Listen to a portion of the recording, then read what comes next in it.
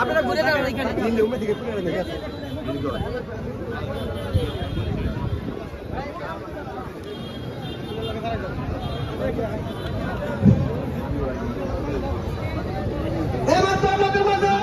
উপস্থিত হয়েছেন জনাব মোহাম্মদ জনাব খন্দকার আবুল কালাম সাধারণ সম্পাদক রহমত বিএনপি।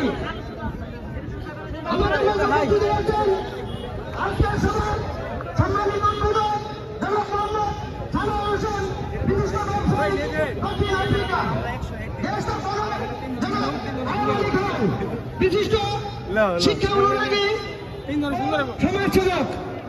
আজকের সভার